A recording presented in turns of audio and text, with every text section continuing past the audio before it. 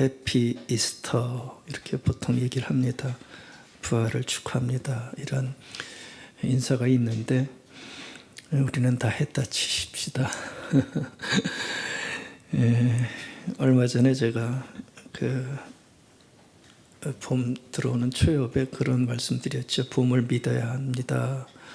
이런 말씀 드렸는데 정말 봄이 왔습니다. 그렇죠? 어제는 봄비도 많이 내렸고요.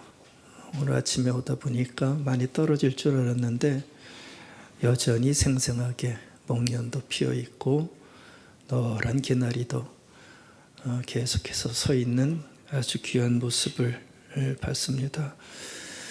글쎄요, 편하지 않은 때 피어나는 그런 꽃이라 저에게는 더 사랑스럽게 보여지는데 여러분들은 어떤지 모르겠습니다.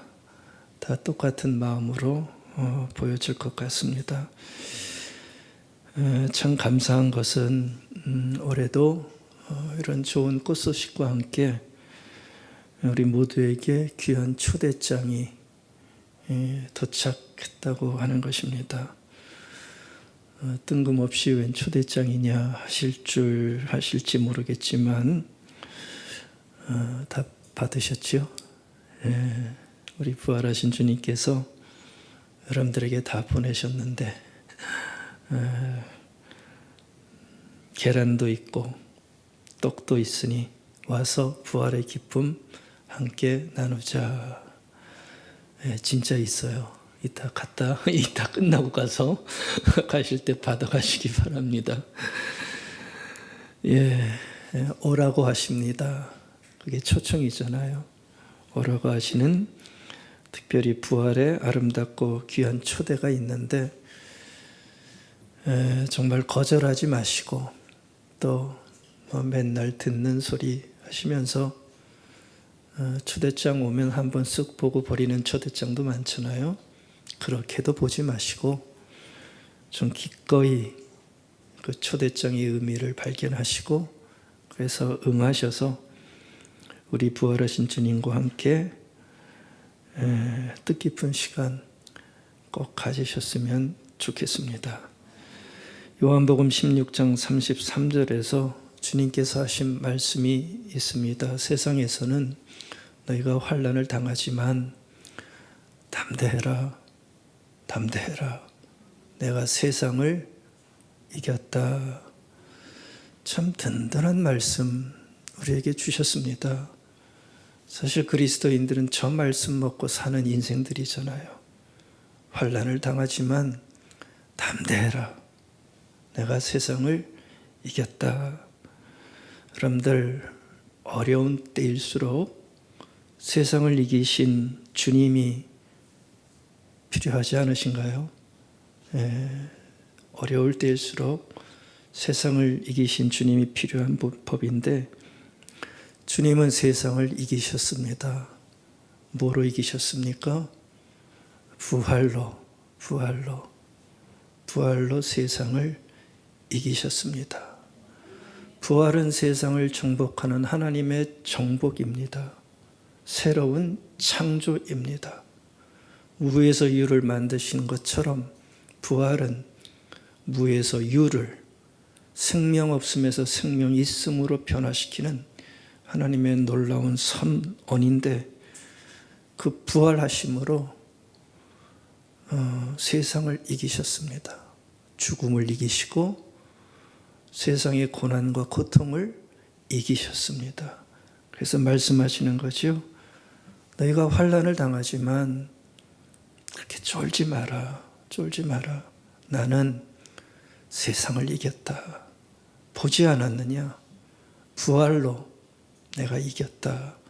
이렇게 든든하게 우리에게 말씀하시는데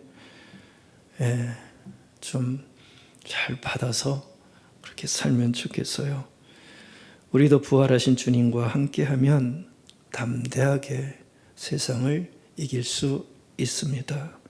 그러니 여러분들 이 부활의 자리라는 게 그렇게 만만한 자리가 아닙니다. 굉장히 귀한 자리고요. 귀한 초대에 여러분들이 사실은 나오신 거나 마찬가지입니다. 좀 잘 받으셔서 겨울옷 갈아입듯 여러분들의 마음도 그 겨울의 마음에서 봄의 마음으로 다 갈아입으시는 기쁨이 있었으면 좋겠습니다. 계절이 봄이면 마음도 봄인 게 어울리잖아요. 그렇죠? 계절은 봄이 왔는데 겨울옷 덕지덕지 끼어 입고 있으면 뭐가 좋습니까? 봄의 마음으로 갈아입는 게 맞습니다. 여러분들 겨울의 마음이 뭐겠습니까? 비유잖아요. 차가운 마음이고요. 또 죽음의 마음이고 부활의 현상으로 비유해 보면 무덤의 마음입니다. 슬픔의 마음이고 고통의 마음이 겨울의 마음 아닙니까? 근데 봄의 마음은 그거와 다르잖아요. 봄의 마음은 희망의 마음이고 또 그 안에는 기쁨도 있고 이게 바로 부활의 마음입니다. 그래서 좀 부활을 기점으로 우리는 겨울의 마음에서 봄의 마음으로 이렇게 좀 다 갈아입어야 됩니다. 우리에게는 봄의 마음이 참 절실합니다. 그렇죠? 이 마음이 얼마나 절실합니까? 참 필요한 마음인데 주님은 이 봄의 마음으로 우리를 지금 자꾸 초대하고 계세요. 환난당한 우리를 계속해서 오라고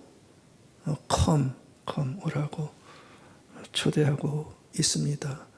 거기에 봄의 마음이 있으니까. 이 부활의 초대는 참 귀하고 아름다운 초대입니다. 겨울의 마음으로 아프게 살아가는 이들에게 봄을 주셨잖아요. 얼마나 귀한 초대의 자리입니까? 여러분들 부활을 믿는 이들에게 봄의 마음과 생명의 마음을 선물로 줍니다. 그래서 아름답고 귀한 초대가 되는 거예요. 여러분들 봄이 주는 마음이 뭔지 아시겠어요? 저는 제가 잘 쓰는 용어로 그냥 쉽게 정리해 봤어요. 봄이 주는 마음은 다른 게 아니더라고요. 믿음의 마음이고요. 믿음입니다. 여러분들 봄의 마음은 여러분들 얼마나 믿고 사세요 요즘? 믿는 사람들이 얼마나 많습니까? 얼마나 적습니까? 근데요 봄의 마음은 믿음의 마음이고요. 소망의 마음입니다. 소망 그리고 사랑의 마음이 봄의 마음입니다. 믿음, 소망, 사랑 우리의 삶을 참 지탱해주는 가장 강력한 힘이 아닙니까? 바로 이 귀한 힘을 여러분들 부활하신 주님께서 부활에 참여하는 자들에게 바로 이 마음을 주십니다. 이 마음을 주십니다. 부활에만 들어가면 이 마음이 생길 수 있습니다. 여러분들 베드로 사도의 말 한번 들어보시겠어요? 여러분은 바로 이 그리스도로 말미암아 그분을 죽은 자들 가운데서 살리시고 그분에게 영광을 주신 하나님을 믿고 하나님께 희망을 두게 되었습니다. 여러분은 진리에 복종함으로써 마음이 깨끗해져서 꾸밈 없이 형제를 사랑할 수 있게 되었으니 충심으로 열렬히 서로 사랑하십시오. 여러분은 새로 난 사람들입니다.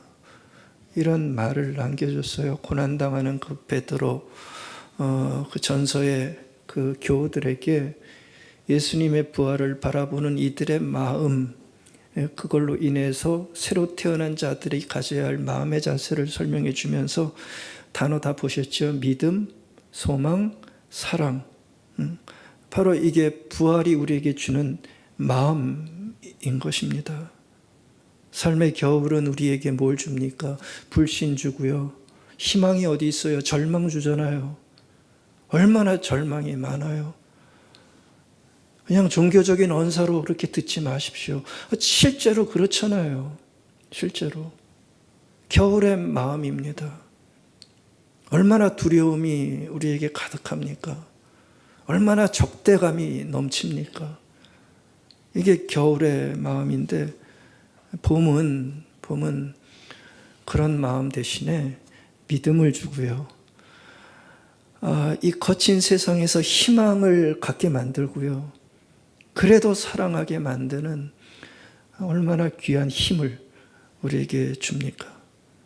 여러분들 잘 아시겠지만 제자들은 주님의 죽으심으로 완전히 겨울에 빠지잖아요. 그렇죠? 십자가에서 그렇게 무력하게 죽어버린 그리스도를 보면서 믿음을 다 잃어버려요. 그렇죠? 희망도 다 잃어버려요. 사랑 같은 거 다 잃어버려요. 그냥 도망가기 바쁘고요. 주님께서 배웠던 그 모든 중요한 가치를 다 잃어버리는 아픈 모습 우리에게 보여줍니다. 근데요, 잃어버린 봄의 마음이 어떻게 됩니까? 부활하신 주님을 다시 보면서 그들에게 다시 정말 크게 생기는 걸 봅니다. 그들의 사고방식 속에서는 죽으면 끝이다 그거밖에 없었잖아요. 죽으면 전부 끝인 줄 알았는데 웬걸이요, 죽음이 죽어버려요. 죽음이 죽고 그게 부활 아닙니까? 죽음이 죽고 생명으로 살아나는 그 광경을 보면서 이 사람들은 도저히 겨울의 마음으로 남아있을 수가 없었던 거죠. 그걸 봤는데 어떻게 겨울의 마음을 가질 수가 있겠어요? 그렇죠? 그들의 마음에 다시 믿음이 생기고요. 정말 꺾이지 않는, 웬만해서는 꺾이지 않는 희망이 그들의 마음속에 다시 막 들어오기 시작하고요. 그들의 마음속에 사랑을 품고 그들이 다시 겨울에서 봄으로 일어서게 되는 것을 우리가 분명히 볼 수 있습니다. 그것이 그들에게 준 부활의 선물인 것입니다. 제자들만이겠습니까? 부활을 믿는 모든 이들은 이와 동일한 믿음과 사랑과 소망으로 살아갈 수 있습니다. 왜요? 부활이 있으니까. 그래서 부활은 정말 깊이 여러분들이 받으셔야 되고 생각을 하셔야 됩니다. 사람들은 자꾸 기독교가 세상에 주는 게 단순히 위로 정도인 줄 알고 있어요. 그렇죠? 힘든 이들 교회에 와서 어떻게 심리적인 만족인지 뭔지 그냥 위로 하나 던져주는 것으로 만족하고 다 똑같이 이렇게 생각을 하지요. 근데 여러분들 분명히 아십시오. 기독교가 세상에 주는 거는 위로가 중요하지만 그 위로 정도에 끝나지 않는 겁니다. 분명히 여러분들도 확인하십시오. 위로보다 먼저 있어야 될 것을 주는 게 우리 기독교가 주께서 주시는 그 모습이란 말이죠. 위로와 위안을 뛰어넘는 어떤 생명, 살아있음, 이것을 주는 거고요. 이것을 선포하는 게 우리 교회의 메시지 아닙니까? 생명이 먼저고요. 생명이 있으면 위로가 나온다고요. 그렇죠? 생명이 없으면 그냥 우리끼리 위로하고 끝나는 거예요. 근데 생명이 있으면 위로가 나오고 거기서 위안이 나오는 거예요. 생명에서 희망이 나오고 사랑이 나오는 겁니다. 그래서 바울은 골로새서 3장 4절에서 이렇게 얘기해요. 여러분의 생명이신, 생명 나오죠. 생명이신 그리스도가 나타나실 때 여러분도 그분과 함께 영광 속에 나타나게 될 것입니다. 이걸 얘기하고 싶은 거예요. 우리는 생명을 얘기하고 싶은 거예요. 이 장면이 무슨 얘기입니까? 우리가 장차 겪게 될 나의 부활의 미래에 대해서 얘기해 주고 있는 모습이죠. 부활의 미래가 여기에서 나오고 있어요. 여러분들 마지막 때 우리는 우리는 마른 나뭇가지에 화사한 꽃이 피듯 예수 그리스도와 함께 예수 그리스도처럼 궁극적인 생명, 존재 변형, 내가 완전히 변화되는 거예요. 존재 변화를 얻게 될 것이다. 이걸 얘기를 하는 겁니다. 우리는 그러한 자로 지금 이 땅을 살아가고 있다는 것을 말하고 있는 거죠. 여러분들 그 순간을 한번 좀 상상해 보시겠어요? 과연 어떤 모습으로 우리가 변형될까? 우리의 생명은 나타날까? 시체로 죽은 자의 형상이 아니고요. 정말 꽃으로 피어나고 놀라운 하나님의 영광에 우리들이 참여하게 되어진다. 바로 그렇게 얘기를 하는 것입니다. 지금 우리가 가진 이 생명과는 질적으로 다른 생명 안으로 들어가게 된다는 겁니다. 우리 그리스도인들은 이거를 끊임없이 묵상하고 상상하고 바라볼 줄 아는 삶이 참 필요합니다. 그런 만큼 여러분들은 아마 세상에 쉽게 매이지 않을 것입니다. 그때 비로소 우리는 우리가 누구인지 확실하게 알게 될 거고요. 다시 일어나는 나의 실체를 보면서 아마 굉장한 놀라움 가운데 거하게 될 것입니다. 그 순간을 상상할 수 있어야 됩니다. 단순한 위로 정도의 여러분의 신앙을 맡기지 마십시오. 왜 교회가 점점 그렇게 가는지 모르겠어요. 위로 받자고 오는 것은 나중입니다. 생명이 있으면 위로는 오게 돼 있습니다. 생명이 있으면. 사람들은 이런 미래를 말하면 제가 잘 쓰는 표현이 있죠. 웃지요, 그냥. 그렇죠? 믿을 수 없다. 생각도 안 해보고요. 너무나 쉽게 판단을 내려버리지만 상관하지 마십시다. 상관할 게 없고요. 우리는 부활이 만들어낸 사실과 사태에만 집중하면 됩니다. 우리의 판단과 해석을 넘어서는 하나님이 만드신 어떤 사태, 일어난 사건이죠. 사실 앞에 우리는 그것을 바라보기만 하면 됩니다. 제가 구태여 부활의 사실성에 대해서 논증하는 너무나 많고 많은 논쟁들이 있어요. 그런 거 저는 설명하고 싶지 않아요. 여러분들 그렇게 쉽게 무너지지 않습니다. 부활은.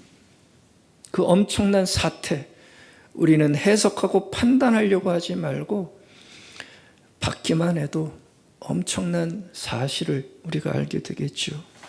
여러분들 바로 이 예수님의 부활 안에 놀랍게도 우리의 미래가, 여러분들의 미래가 고스란히 숨겨져 있습니다. 그 숨겨진 미래를 지금 여기에서 소망하고 바라볼 줄 아는 그 눈뜨임이 우리에게는 매일 필요한 거죠.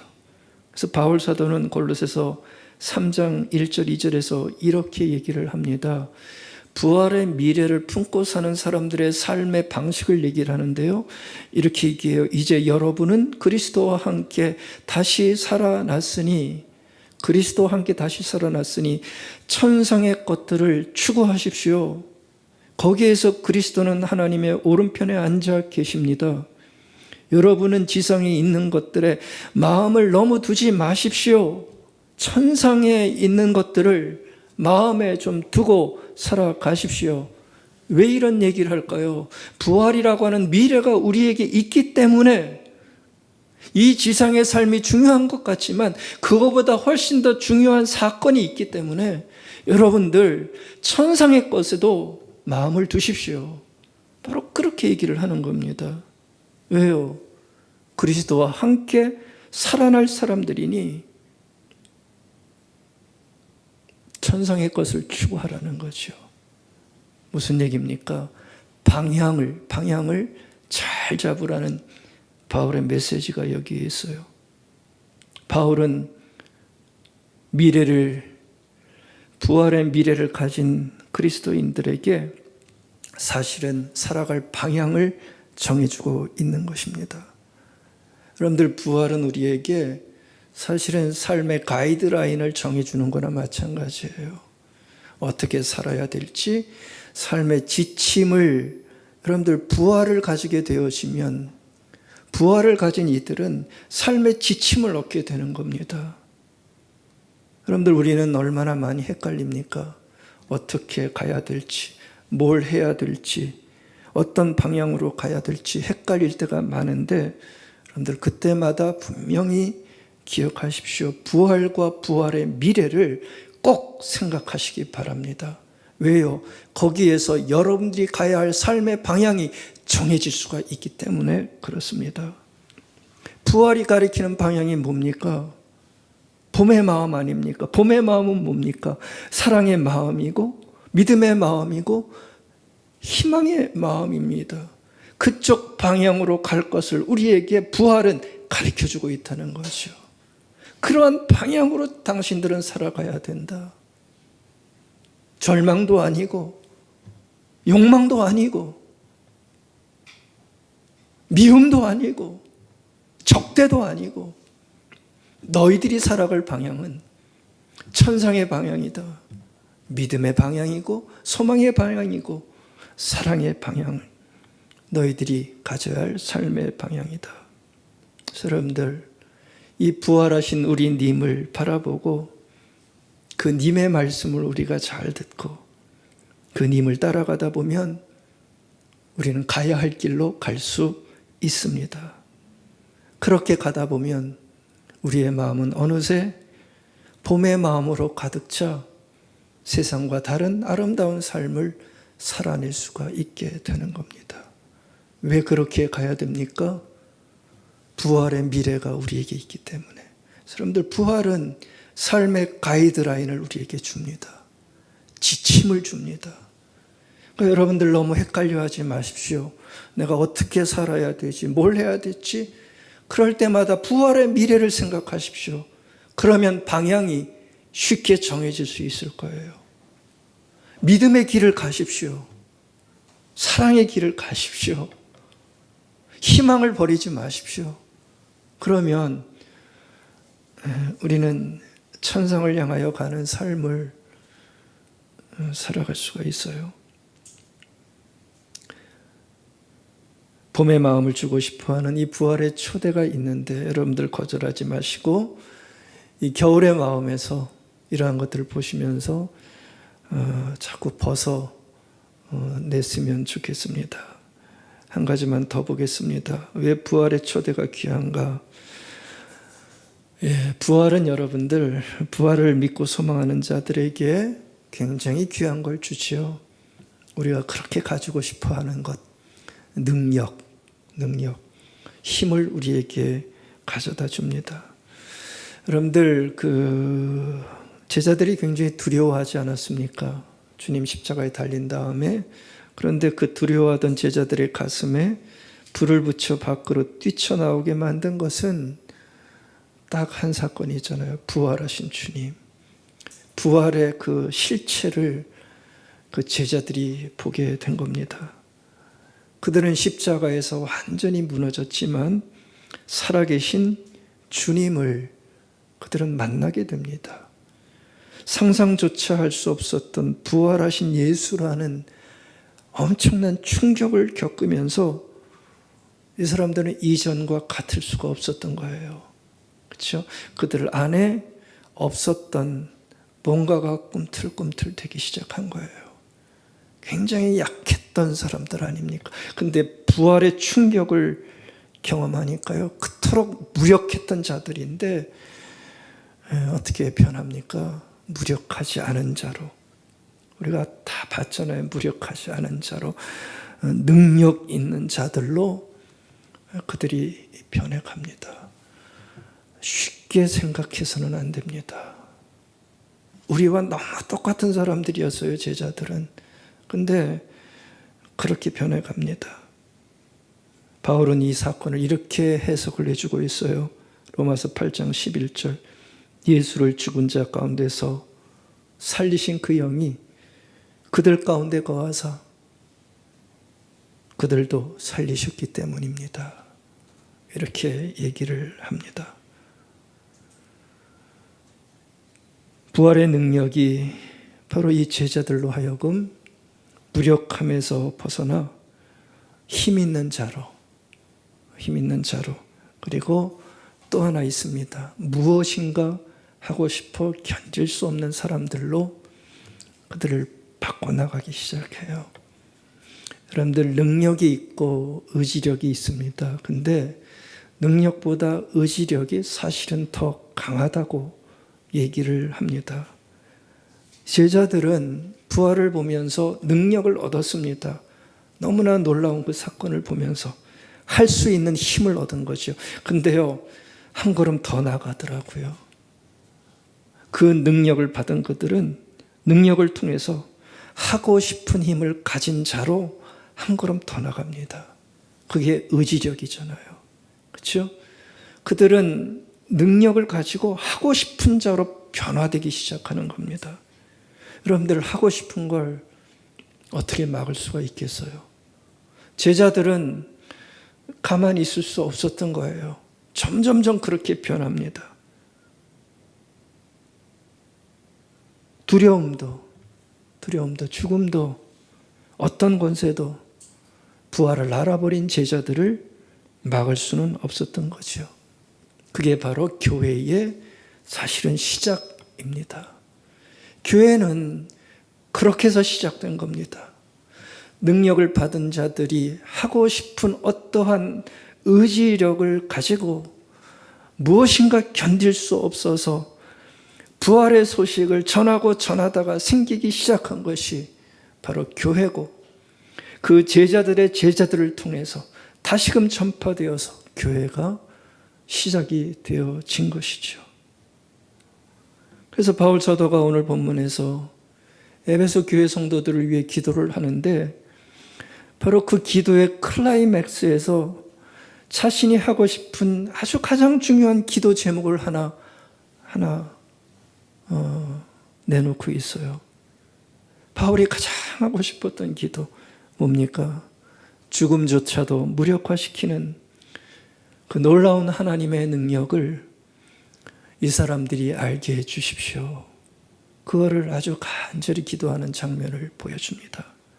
죽음조차도 무력화시키는 이 하나님의 놀라운 능력을 이 사람들도 꼭 알게 해주십시오. 그런 기도를 하고 있어요. 한 번 더 볼까요? 18절부터입니다. 너희 마음의 눈을 밝히사, 바울 사도가 기도하는 겁니다. 그의 부르심의 소망이 무엇이며 성도 안에서 그 기업의 영광의 풍성이 무엇이며 그의 힘의 위력으로 역사하심을 따라 믿는 우리에게 베푸신 능력의 지극히 크심이 어떠한 것을 너희로 알게 하시기를 구하노라. 그의 능력이 그리스도 안에서 역사하사 죽은 자들 가운데서 다시 살리시고 하늘에서 자기의 오른편에 앉히셨다 하는 기도를 바울이 지금 하고 있죠. 여러분들도 이런 기도 꼭 하시기 바랍니다. 사소한 기도는 조금만 하세요, 이제. 사소한 기도는 조금만 하고요. 이런 생명의 기도가 많아져야 됩니다. 이런 기도가 더 간절해지셔야 됩니다. 그러면 다 풀린다니까요. 다 해결된다니까요. 생명의 기도가 먼저 오면 나머지는 다 풀린다고요. 바울이 그 기도를 하고 있는 거예요. 내 자신이, 나의 자녀들이, 이 땅의 사람들이 하나님을 알게 해주십시오. 아멘. 이 기도 하시죠? 예, 하십시오. 바울이 그 기도하는 거예요. 하나님을 알게 하시고 정말 그들의 마음의 눈이 좀 밝아져서 하나님 안에 있는 축복과 하나님의 능력과 하나님이 이루신 부활의 능력이 얼마나 위대하고 큰지를 주님 좀 알게 해 주십시오. 이런 기도 하고 있어요. 여러분들 이걸 알면 어떻게 될까요? 강해질까요? 약해질까요? 봄의 마음이 될까요? 겨울의 마음이 될까요? 여러분들, 부활은 하나님의 사람들을 정말 강하게 만듭니다. 정말 강하게 만듭니다. 여러분들도 강해지고 싶으시면 부활을 생각하시고 부활의 미래를, 내 삶의 궁극적인 생명이 어디에 있는지를 생각하시기 바랍니다. 어떤 것에도 매이지 않게 되는 어떤 권세와 자유를 여러분들은 꼭 가지게 될 것입니다. 죽음도 그렇게 두렵지 않습니다. 우리를 그렇게 매이게 만드는 이 물질의 권세도 우리를 매이지 못하게 만듭니다. 세상의 권력 그렇게 강하지 않습니다. 부활의 힘 앞에서는 아무것도 아닙니다. 코로나다 뭐다 하면서 많은 두려워할 일이 있지만 여러분들, 그럴수록 그리스도의 부활하심을 믿는 신앙이 이 제자들처럼 여러분들의 가슴에서 뜨겁게 살아날 수 있기를 바라겠습니다. 우리의 삶을 참 아름답게 이끌어 갈 거예요.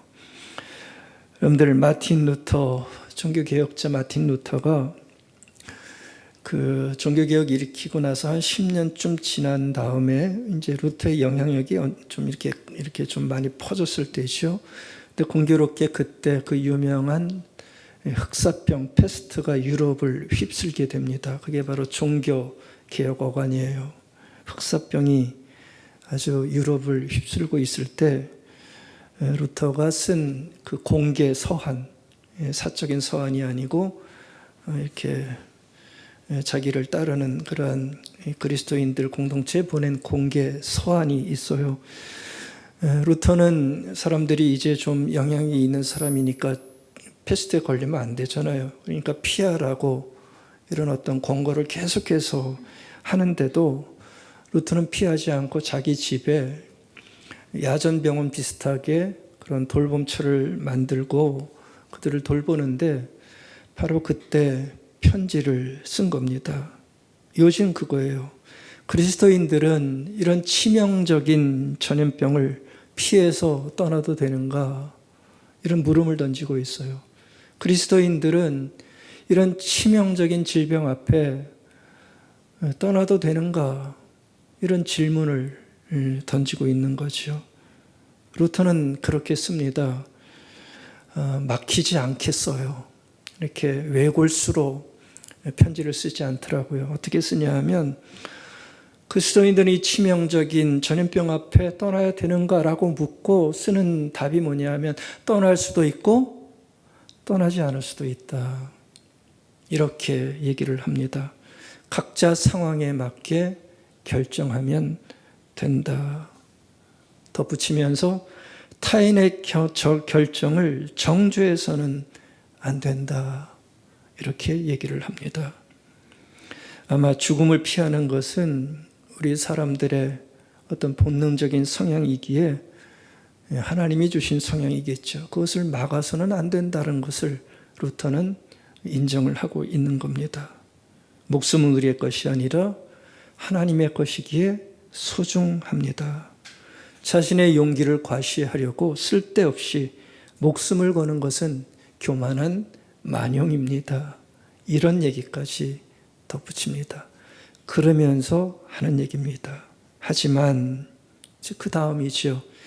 그리스도인이 전염병을 피해 떠남으로써 누구 하나라도 무방비 상태에 남는다면 생명이 소중하다는 동일한 가치 때문에 떠나지 말고 남아야 됩니다. 그리스도는 그분의 약한 자들이 버림받기를 원하지 않으십니다. 그리스도인들이 떠남으로써 당신 가정이나 동네나 도시에 사는 아픈 사람들이 충분한 병간호를 받을 수 없다면 떠나서는 안 됩니다. 단호하게 얘기합니다. 죽음의 위험 앞에 끝까지 그리스도인들은 의연해야 합니다. 각종 위험과 모든 재난이 닥칠 때 지역사회 전체를 버리는 것은 중죄입니다. 이런 공개 소환을 사람들에게 보냅니다. 그러면서 루터는 자신도 떠나지 않고 자신의 집에 흑사병으로 죽어가는 사람들을 데려다가 돌보기를 시작한 것이요. 루터는 나중에 회고하면서 그렇게 얘기를 합니다. 자신의 이런 힘은 자신도 놀랐지만 온전히 부활하신 예수 그리스도가 자신에게 준 힘입니다. 라고 결연하게 고백을 합니다. 여러분들, 부활은 그리스도인들의 삶에 대단히 강력한 능력을 줍니다. 사랑을 주고 믿음을 주고 희망을 선물합니다. 겨울의 마음이 아니라 봄의 마음을 우리에게 주는 것은 우리의 미래에 있을 그 영광스러운 소망과 생명을 바라볼 수 있기에 이런 삶을 살아갈 수 있게 만드는 것이죠. 세상은 이러한 부활의 능력을 감당할 수 없습니다. 부활의 승리를 아는 자가 세상에 존재한다는 것이 얼마나 감사합니까? 여러분들, 우리는 지금 여러분들은 얼마나 지금 두려워하면서 살아가십니까? 여러분들의 마음은 겨울의 마음입니까? 봄의 마음입니까? 우리는 좀 깊게 살펴봐야 됩니다. 사는 날 동안 두려움과 불안은 아마 없어지지 않을 것입니다. 그래서 여러분들, 바울이 에베소 교인들을 위해 기도한 것처럼 그래서 더 우리의 마음의 눈이 밝아져야 됩니다. 그래서 예수 그리스도를 부활케 하신 하나님의 능력을 우리도 좀 생생하게 경험하고 볼 수 있어야 될 것입니다. 세상을 창조하신 하나님, 이스라엘 백성들을 출애굽시키신 하나님, 구약에 나타난 능력들입니다. 예수 그리스도를 죽음에서 부활케 하신 하나님, 이 하나님이 여러분들의 가슴을 울리고 여러분들의 마음의 눈이 환히 열려져서 선명하게 그 하나님이 보여지기 시작할 때, 그때 비로소 우리 안에 지독히도 움트고 있는 이 겨울의 마음, 사랑도 없고요, 믿음도 없고요, 적대감과 미움과 절망만 가득한 이 겨울의 마음을 비로소 우리는 벗어나서 아름다운 봄의 마음으로 살아갈 수 있게 될 것입니다. 부활주일 아침입니다. 부활하신 주님의 능력이 여러분들과 여러분들의 가정과 아픔을 심하게 겪고 있는 이 땅 가운데 정말 충만해지기를 바라겠습니다. 아멘.